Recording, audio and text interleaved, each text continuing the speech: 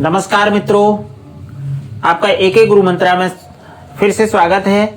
आज मैं फिर एक नए वीडियो के साथ आपके बीच में उपस्थित हूं। आपने देखा कि दीर्घ संधि के हम पहले कुछ भागों को स्पष्ट कर चुके हैं। दीर्घ संधि, गुण संधि और वृद्धि संधि, ये तीन स्वर संधि के जो भाग थे स्पष्ट हो गए हैं। आज उसका अगला भाग यण संधि जो विशेष ही महत्वपूर्ण है। कक्षा 10 में 2021 के अंतर्गत यही केवल प्रश्न पत्र में रहेगी। शेष प्रतियोगी परीक्षाओं में कक्षा 11 और 12 के अंतर्गत भी यण संधि को पूछा जाएगा। यण संधि क्या है, आज मैं इसको आपके बीच में रख रहा हूं कि यण संधि, सबसे पहले हम इसका सूत्र देखेंगे। सूत्र जो परीक्षा में आता है, सूत्र को देख लीजिए। इको यणचि, इको यणचि इसका सूत्र है। इसके अंतर्गत प्रत्याहार हैं। अब प्रत्याहार कौन कौन से हैं इसको देख लीजिए। एक धन अचे बराबर क्या होता है, यण होता है। देख लीजिए क्या होता है, यण होता है। अब एक में कौन कौन से वर्ण आते हैं उनको देख लीजिए। एक के अंतर्गत आने वाले ई, उ, रे और रे, ये हमारे एक के अंतर्गत आने वाले वर्ण हैं।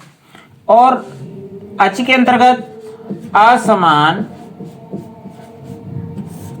वर्ण होते हैं जब इनका मेल असमान से होगा। ई का मेल असमान से हुआ, उ का मेल असमान से, रे का मेल असमान से और रे का मेल असमान से हुआ, तो इनका क्या हो जाएगा, इनका हो जाएगा य, व, र और ल हो जाएगा। देखिए जब ये असमान से मेल खाएंगे तो य से, क्योंकि जब तक कोई मिलेगा नहीं तब तक कोई नया प्रोडक्ट निकलने वाला है नहीं। यानी जब हमारे दो वर्ण मिलेंगे तभी एक नया प्रोडक्ट बनेगा। और क्या बन के आ रहा है वो हम देख लेते हैं। यानी ई और असमान कोई वर्ण मिला तो हमारा यह बन गया। उ का मेल जब हुआ असमान से तो वह हो गया। रे का असमान से हुआ तो र हो गया और रे का असमान से हुआ तो ल हो गया। बात स्पष्ट है। अब प्रतियोगी परीक्षाओं में अधिकांश ये पूछता है कि यण संधि का कोई उदाहरण बताइए। हम इसको कैसे पहचानेंगे कि यण संधि है यहाँ पर? तो एक आसान सी बात है कि य व र से पहले इनके आगे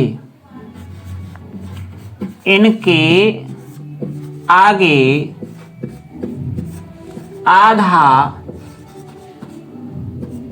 वर्ण होगा, आधा वर्ण होगा। य व र से पहले आपका क्या मिलेगा, आधा वर्ण मिलेगा इनसे पहले। और जहां आधा वर्ण हो तो वहां मान लीजिए कौन सा आएगा, यण संधि आएगा केवल। उदाहरण देखते हैं इसका कि कैसे है। उदाहरण में आप देखेंगे तो पहले शब्द के अंत में ये दो शब्द हैं, एक ये और एक ये। पहले शब्द के अंत में अब देखेंगे क्या निकला, ई है। और दूसरे शब्द के प्रारंभ में इधर हमारा अधिक लिखा हुआ है। दूसरे शब्द के प्रारंभ में क्या निकलेगा, अ निकलेगा। और ई और अ दोनों का मेल हो रहा है लेकिन ये समान नहीं है। इधर ई है, इधर भी ई होगी तो हमारी समान हो जाएगी, लेकिन समान नहीं इसलिए असमान है। और ई का मेल अ से होने पर क्या हो जाएगा, यह हो जाएगा। इसलिए यहां इससे नियम हमारा कहता है कि य व र से पहले आधा वर्ण होगा, इसलिए बराबर क्या कर देंगे, इसको अत्य कर देंगे। जो त था हमारा आधा हो गया, यह पूरा हो गया। अत्य यहां से अ हट गया, दिक शेष रह गया हमारा, और दिक हमने यहां लिख दिया। अब क्या हो गया, अत्यधिक हो गया। बात स्पष्ट है। चलिए एक और उदाहरण लेते हैं हम, जिससे कि आपकी बात समझ में आ जाए। दूसरा उदाहरण है, सो धन आगतम, सुधन आगतम। इसमें देखिए पहले शब्द के अंत में क्या है, उ है। दूसरे शब्द के प्रारंभ में क्या है, असमान बण है यानी आ है। और उ का क्या बना था हमारा, वह बना था। ठीक है, ये वह हो गया। जो सो था वो हमारा क्या हो जाएगा, स्वा हो जाएगा, क्योंकि ये डंडा है और डंडा इस पर यहाँ पीछे रहेगा ही इसका। अगर दीर्घ न होकर के ह्रस्व होता तब हमारा वह केवल रह जाता। अब जो सो था हमारा वो क्या हो जाएगा, स्वा हो जाएगा। यहाँ से अ हमारा हट जाएगा और गतम शेष लिख देंगे। अब क्या हो गया, ये स्वागतम हो गया। ये आपकी समझ में आ गया होगा कि य से पहले आधा बाण है, व से पहले आधा बाण है, या व रल से पहले कोई आधा बाण हो तो हमारी कौन सी संधि हो जाएगी, यण संधि हो जाएगी। अगली हमारी संधि है मात्रे धन आज्ञा। अब देखिए इसका अंतिम, और अंतिम में क्या, रे, रे बाण है और असमान से इसका मेल हुआ है। असमान से मेल होने पर र बनेगा, यानी रे का र बनेगा। डंडा होने के कारण ये रा हो जाएगा। इधर ता है तो जो मात्री लिखा हुआ था वो मात्रा हो जाएगा। मात्री का मात्रा कैसे बना, स्पष्ट हो गया होगा। आ हमारा यहां से हट गया और ज्ञा पीछे रह गया तो उसे लिख देंगे हम मात्रा ज्ञा। अधिकांश बच्चे क्या करते हैं, यहां गलतियां करते हैं। गलती कैसे करते हैं कि ये जो त्रा है इसको दीर्घ संधि मान लेते हैं, कंफ्यूज हो जाते हैं कि यहां दीर्घ संधि है और दीर्घ संधि का उदाहरण लेकर के इसको लिख देते हैं, जबकि ये संधि किसके अंतर्गत आएगी, यण संधि के अंतर्गत आएगी ही। बात स्पष्ट है। चलिए एक बार स्क्रीनशॉट ले लीजिए। अगर किसी की समझ में ना हो तो कमेंट बॉक्स में मुझसे पूछ सकते हैं। ले लिया होगा। चलिए आगे बात करते हैं हम अयाद संधि की, जो यण संधि के बाद विशेषतः स्थान रखती है प्रतियोगी परीक्षाओं में। प्लस कक्षा 10, 11 और 12 इनमें भी अधिकांश पूछ लेता है। कौन सी संधि हमारी, अयाद संधि। अयाद संधि को देखिए, इसका सूत्र क्या होगा, अधिकांश सूत्र पूछता है तो सूत्र को देख लीजिए। ए चोय वा या व, ये अ की ध्वनि निकालता है, इसको अवग्रह बोलते हैं, इसलिए ए चोय वा या व। अब ये एच ओ बाय क्या है, एच धन अचे बराबर क्या हो जाएगा, अय वा या व, अय वा या व। स्पष्ट है। अब एच में हमारे कौन कौन से बाण हैं इसको देख लीजिए। एच में हमारे बाण आएंगे ए, आई, ओ और औ आएगा। अच में समझ में आ गया होगा कि असमान वर्ण है, असमान वर्ण। अब एच का मेल अची से हुआ तो अय बाया हो गया। कैसे हुआ, एक बार यहां करके देख लेते हैं। ए का मेल असमान से हुआ, ओ का हुआ और औ का हुआ। जब इनका असमान से मेल हुआ तो क्या हो जाएगा, इसका बनेगा अय, आय, अब और आव। देख लीजिए कैसे बना।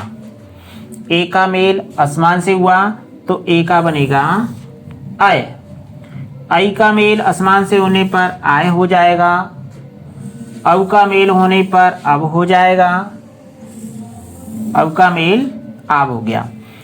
ए का अय, आई का आय, ओ का अब और अब का आब हो जाएगा। ये यहां तक बात समझ में आ गई होगी। अब देख लेते हैं कि उदाहरण में कैसे है। चलिए उदाहरण देखते हैं। उदाहरण में हम देखेंगे कि ने धन अन, पहले शब्द में क्या है, ए है, छोटी ए है, और छोटी ए की एक मात्रा होती है जो आपको दिखाई दे रही है। इधर असमान वर्ण से मेल हुआ है और असमान वर्ण से मेल होने के कारण ए का क्या बना, अय बना था, अय हो गया। और ने का क्या लिख देंगे, अब हम नय लिख देंगे। ने का नय कैसे बना ये समझ में है। अब यहां से आ हट गया था हमारा, न बचा, और उसको हम पीछे लिख देंगे तो हो गया हमारा नयन। इसी प्रकार हम दूसरा उदाहरण देखते हैं कि नई धन अक। नई धन अक को क्या करेंगे हम, इसमें देखिए क्या निकला, बड़ी ए है, बड़ी ए की दो मात्रा होती हैं, इधर असमान वर्ण है, तो जो ये ए बड़ी ए से मेल हो रहा है, इसलिए नई का स्थान पर क्या हो जाएगा, इधर आय होगा, और इधर नई के स्थान पर क्या हो जाएगा, नाय हो जाएगा। यहां से आ हट गया और का पीछे रह गया तो क्या हो जाएगा, नायक हो जाएगा। ये बात समझ में है।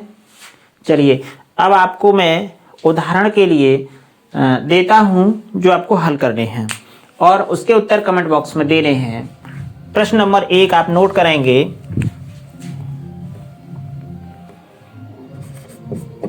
पो धन अन बराबर क्या होगा और उस संधि का क्या नाम है। प्रश्न नंबर 1। प्रश्न नंबर 2, गई